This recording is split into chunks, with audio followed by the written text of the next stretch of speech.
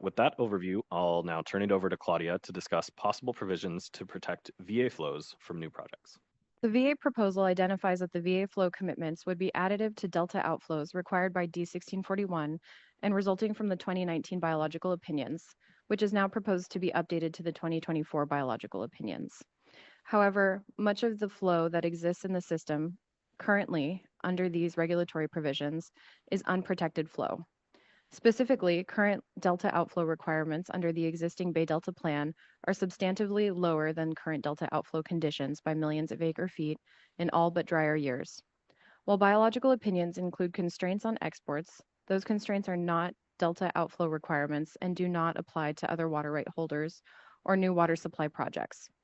Accordingly, under the VAs, new water supply projects and increased diversions could diminish the base upon which the VAs are intended to be added, which could diminish the overall expected benefits of the VAs and could reduce delta outflows by more than the VA flow volumes without constraints on new projects to prevent this from occurring. State Water Board staff have developed two options in the draft Bay Delta Plan to protect the VA flow base from being substantially reduced by new water supply projects, while allowing for increases in diversions during wetter conditions. A third option proposed by DWR will be discussed in their presentation. Before we discuss the options for protecting the VA flow commitments and the base, I'll provide a brief reminder of the proposed VA flow commitments. The VAs propose to provide flows primarily during above normal, below normal, and dry water years, with smaller amounts in wet and critical years from the Sacramento, American, Yuba, Feather, and McCollum rivers, Puda Creek, foregone exports in the Delta, foregone recapture of San Joaquin River Restoration Program flows by Friant, and water purchases. These flows would be protected consistent with water right priorities under the Bay Delta Plan implementation methodology. However, additional methods would be needed to protect the base these flows are intended to be added to because, as I stated earlier, most of this flow is unprotected by current regulatory requirements.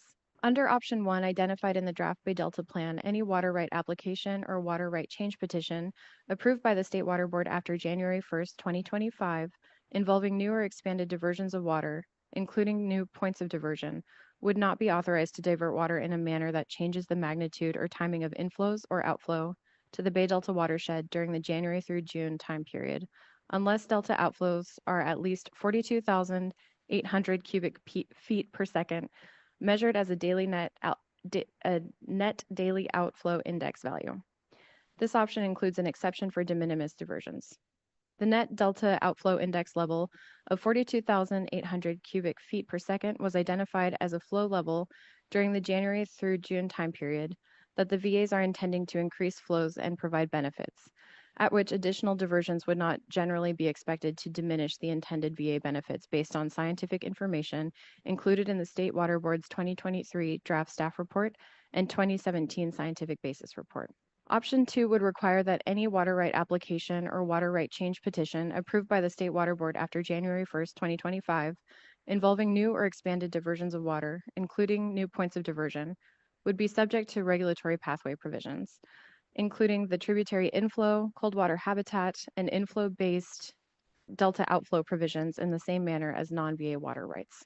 Specifically, the draft Bay Delta Plan identifies a tributary inflow level of 55% of unimpaired flow and associated inflow-based delta outflows.